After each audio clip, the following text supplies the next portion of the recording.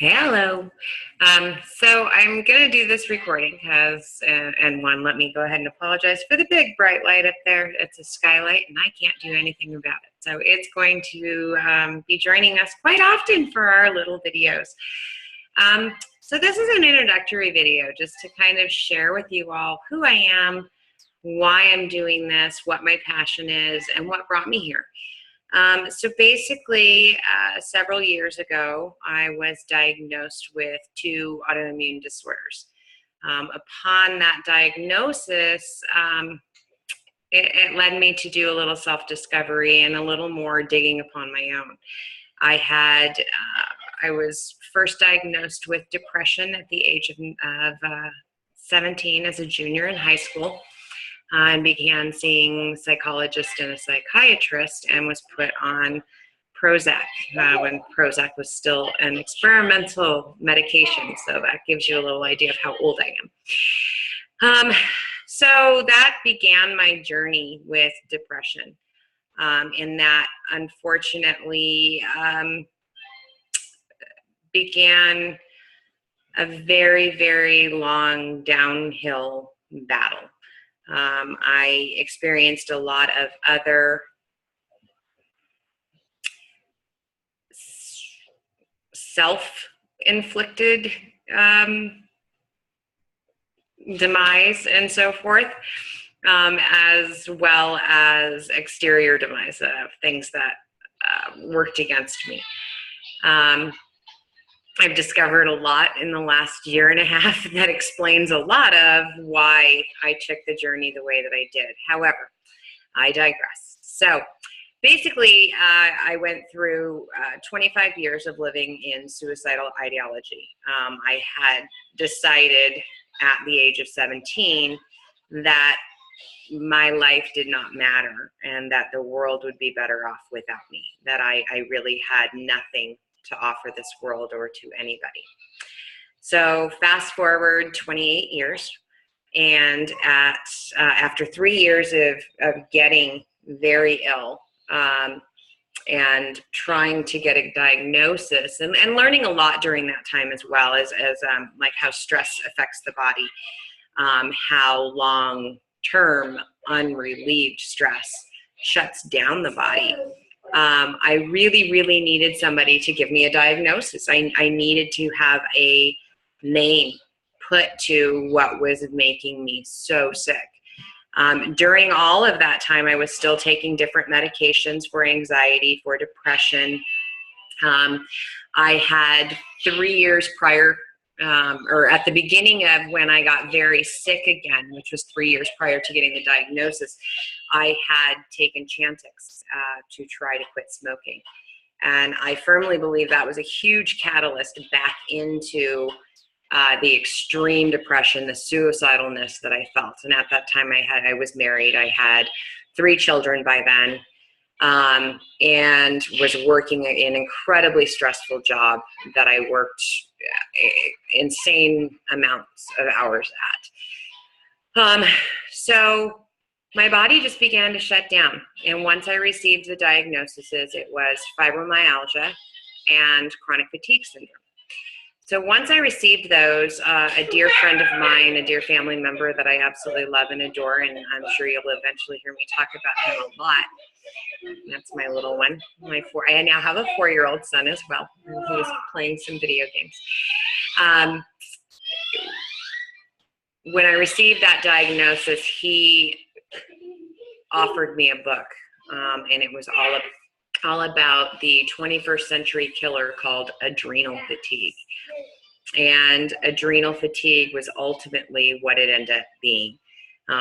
By that diagnosis, by his offering and giving me information, I was able to dive a lot deeper and determine that really what was happening with me was adrenal fatigue. And I was on the verge of abstinence. I saw a couple naturopaths and they agreed. I was sleeping 16 to 22 hours a day. I would get up for 20 minutes and be completely exhausted, could not keep my eyes open. My body was in severe pain all of the time. And I would go back to bed for 16, 20 hours again. Fatigue fatigue and a lot of the symptoms I was carrying are very much like depression. But when it becomes that extreme, you know that there's more going on. So I was able to dig a little deeper, find out that that's what it was. Upon determining that that's what it was, unfortunately, I had no insurance because I had gone out on disability from my job and I could not sustain my insurance on my own. So I had to let my insurance lapse. I had no money. I had quit working full time, went out on disability. My husband was in construction, and the collapse of the construction industry was happening about the same time. So financially, we were struggling very much.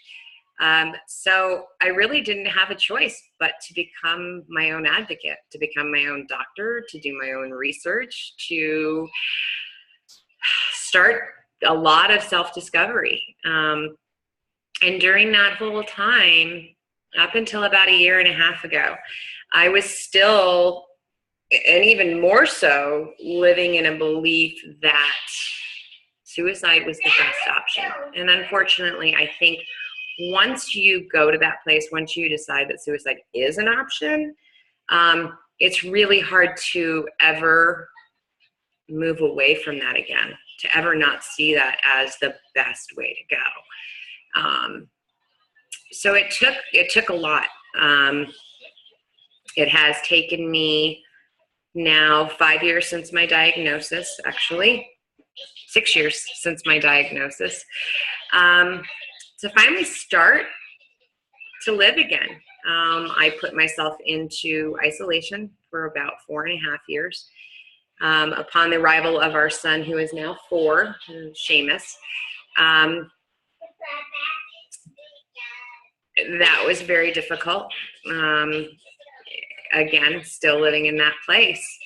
And the final catalyst that really got me to dive in deep and look at possibly taking suicide off the table was when our son at 2 years and 9 months old was diagnosed with autism. At that point, we were sitting in the living room, and I'm sitting there watching my husband and my 4 children, who range in age from 18 to 4 years old, playing, enjoying life, and enjoying everything. And I was sitting there miserable, in pain, crying, whatever, all the time. And I'm sitting there watching all of them, and I recognized that I was being incredibly selfish. It was going to be easier for me to check out than it was to get healthy and start to live again and sustain the family that we had put together and that we had created together. And to ask my husband to be okay with that, and for me to check out and him to work full time, support 4 children, the youngest of which has special needs and lots of special care that he's gone through in the last almost 2 years now. It just really hit me like a ton of bricks. And at that point, I started to recognize suicidalness in me was selfishness. And I had to let go of my ego. I had to let go of the easy way and take suicide off the table. And at the moment I took suicide off the table, it was scary, because then I had a choice to make. Do I continue to exist just the way that I was and just exist for the remainder of my life, to be here for my children, to be here for my husband, not to support them, not to love them, not to care about them, not to do for them, but just to be a body here that their mom was around, their wife was around, whatever. Or was it time to get serious and try to change my life and try to open things and get back to being able to live again? So that decision came, let's see, that was almost 2 years ago. And in the last year and a half, I've worked very much on changing everything. I still have a long journey ahead of me. I'm still in a very big learning process. I'm still, every day, one day at a time. Every day is just one day at a time. I need to live for today. So about a year and a half ago, that started the spiritual journey. I learned some things about myself, about being an empath and what that meant, and highly sensitive people. And again, that's what I alluded to previously about how I went through the life that I went through. And it was to give me the ability to understand and resonate very deeply with pretty much anybody. I've experienced a lot of things in my life that allows me to open my heart and my mind and my love and just want to protect people, keep them from having to go through what I went through. But then those who already have or who are living in the darkness, the passion to be able to help give them a life again, help them to want to live again. And that's the most important aspect of it. And then in the last 9 months, well, I guess more than that now, in December of last year, I began using essential oils. And I use them for wellness, physical and mental wellness. I use them for spiritual depth. I use them, and my children use them for focusing for any types of needs we need. We use them to try to alter and move into a non-toxic life.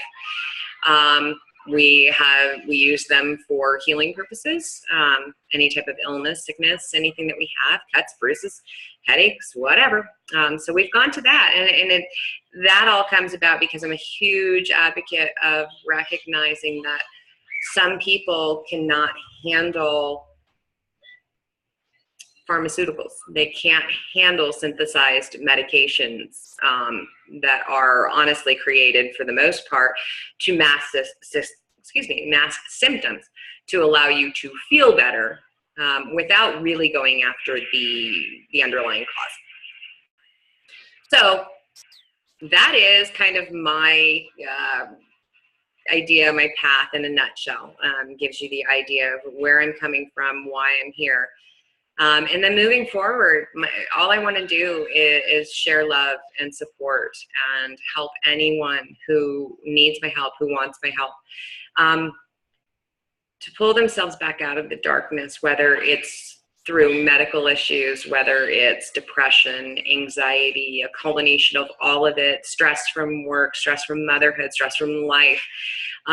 There's a gamut of reasons we feel the way we feel.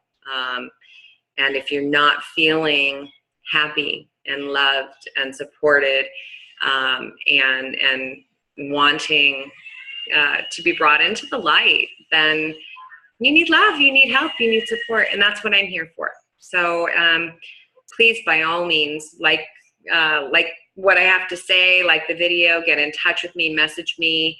I believe my phone number, all of that is on my Facebook page. So please contact me. I would love to be here and listen and help and nurture and guide and whatever I can do. And as I've put it to my family and friends, if I can help one person